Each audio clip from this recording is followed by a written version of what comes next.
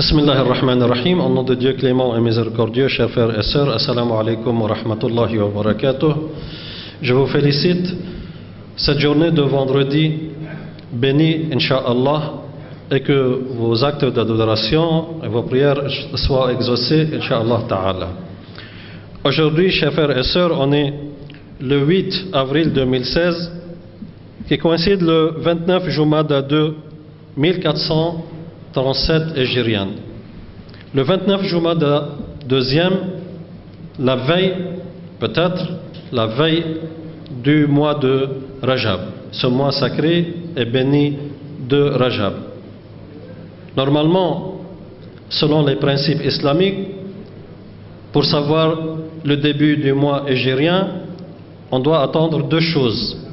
La première chose, le jour du 29, on attend la veille pour voir le croissant qui prouve que le mois hégirien commence, ou bien si on est dans le 30e jour, parce que jamais un mois hégirien lunaire ne peut être plus que 30 jours. Donc aujourd'hui on est le 29, ce soir, ou bien on pourra voir le croissant pour que demain soit le premier du mois de Rajab, ou bien ce sera le complétement du mois, c'est-à-dire demain serait le 30e jour de Jumada et le dimanche sera le premier du mois de Rajab. Ce mois de Rajab est un mois béni, un mois sacré, qui s'appelle Al-Ashhur Al-Hurum, l'un des mois sacrés. Il y a 4 mois sacrés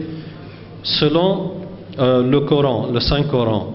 Il a été évoqué qu'il y a 4 mois sacrés, Hurum. L'un de ces mois sacrés, Hurum, est le mois de Rajab. Les autres mois sont Dhul Qa'da, Dhul Hijjah et Muharram. Donc il y a Rajab qui est seul, et il y a 3 mois consécutifs qui viennent l'un après l'autre, qui sont Dhul Qa'da, Dhul Hijjah et Muharram. Quelles sont les caractéristiques de ces 4 mois? Ces 4 mois sont des mois bénis depuis Ibrahim alayhi salam, depuis le prophète Ibrahim. Et même les polythéistes avant l'islam respectaient ces 4 mois. Et l'islam est venu pour préciser et pour confirmer le respect de l'islam pour ces 4 mois bénis et 4 mois sacrés. Donc, nous sommes au seuil de ce mois sacré qui est le mois de Rajab, et selon le calendrier islamique, dans ce mois sacré, il y a plusieurs occasions bénies et sacrées aussi. L'une de ces occasions est la naissance de l'imam Ali bin Abi Talib alayhi salam, le frère et le cousin et le successeur du prophète Muhammad sallallahu alayhi wa alihi.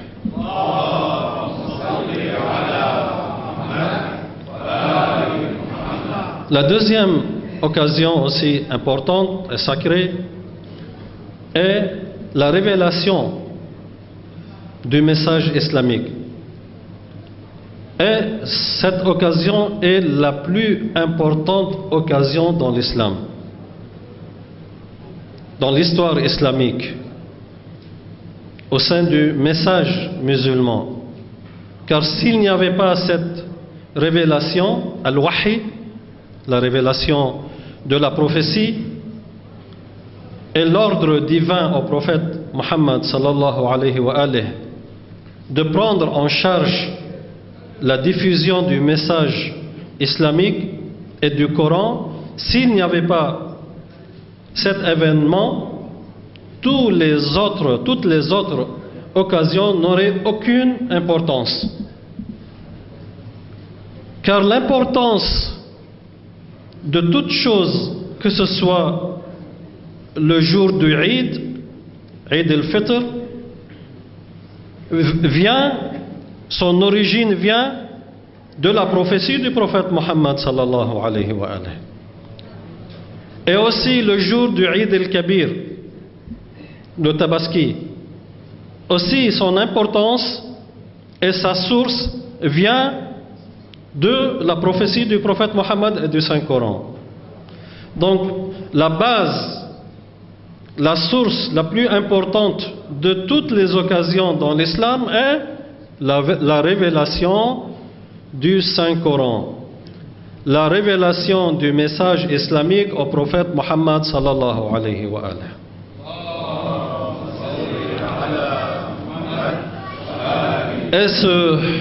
Et cette occasion est le 27e jour du mois de Rajab, le mois qui vient, le mois hégirien qui vient, comme j'avais dit qu'on est au seuil de ce mois. Il y a aussi une occasion qui est importante aussi, qui est le voyage nocturne et l'ascension. Le voyage nocturne du prophète Mohammed, Al-Isra. Al-Isra, en arabe, veut dire le voyage pendant la nuit. Le voyage nocturne. Al-Isra ou Al-Mi'raj, Al-Mi'raj, ça veut dire l'ascension vers le ciel. Aussi, le voyage nocturne et l'ascension du prophète Mohammed sallallahu alayhi wa alihi. D'abord, depuis la Mecque vers la mosquée d'Al-Aqsa, puis depuis la mosquée d'Al-Aqsa vers les cieux. Subhanalladhi asra bi'abdihi laylan min al-masjid al-haram.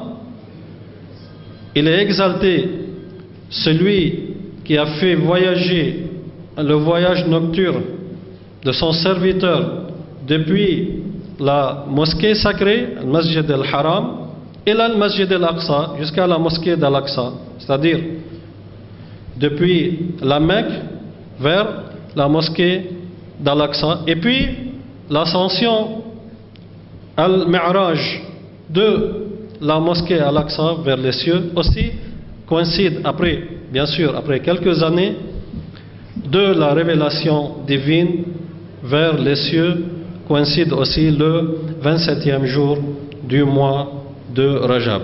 Donc, on a beaucoup d'occasions importantes, sacrées, bénies à célébrer pendant le mois de Rajab. Aussi, il y a beaucoup de doigts qui ont été rapportés de Ahlul Bayt alayhi salam, de l'imam al-Sadiq alayhi salam. Il est très recommandé pendant ce mois béni de Rajab de jeûner as-siyam pendant le mois de Rajab. Il a été rapporté aussi que celui, d'après le prophète Mohammed sallallahu alayhi wa alihi, Allahumma salli,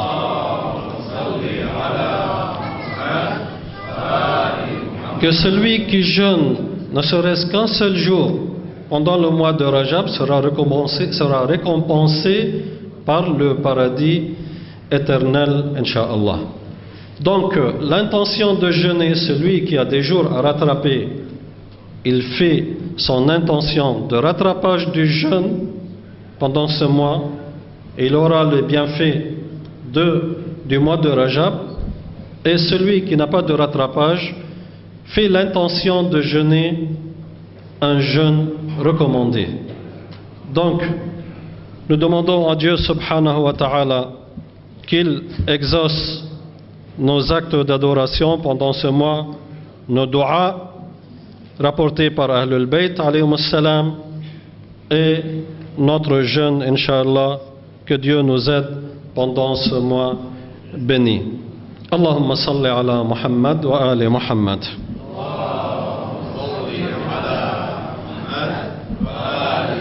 Je te demande à toi, ô Allah, notre Seigneur, Nas'aluka, Ya Rabbana, Ya Ilah al-Alamin, à toi est la royauté et la louange, point de Dieu autre que toi. Ashhadu an la ilaha illallah, wa ashhadu anna Muhammadan Rasulullah. Le plein de mansuétude, le très généreux, le compatissant, le donateur, maître de la majesté et de la générosité, créateur des cieux et de la terre, de me pourvoir de tes subsistances et tes grâces. Je te demande, ô Allah, La louange est pour toi, lakal hamdu, point de Dieu autre que toi, la ilaha illa ant, de prier sur Muhammad et sur la famille bénie de Muhammad.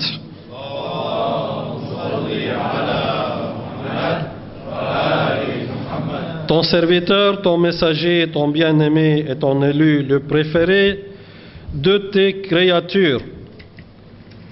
Allahumma salli ala Muhammad wa ali Muhammad. Qu'Allah subhanahu wa ta'ala, exalté soit-il, vous protège, chers frères et sœurs ici présents, vous fidèles, et prieurs ce jour du vendredi, qu'Allah subhanahu wa ta'ala exauce vos prières et vos actes de bienfaisance et vos bienfaits, qu'Allah vous préserve ainsi que vos proches, qu'Allah azza wa jal préserve la Côte d'Ivoire, l'État de la Côte d'Ivoire et le peuple de la Côte d'Ivoire et le président de la République de la Côte d'Ivoire, son Excellence Alassane Ouattara, qu'Allah azza wa jal protège et préserve les constitutions de la Côte d'Ivoire, qu'Allah azza wa jal installe la paix, la prospérité et l'épanouissement dans la Côte d'Ivoire, qu'Allah protège toutes les communautés résidant en Côte d'Ivoire. Alhamdulillahi Rabbil Alamin. Wa sallallahu ala Sayyidina wa Nabiyyina Muhammad wa ala alihi at-tayyibin at-tahirin.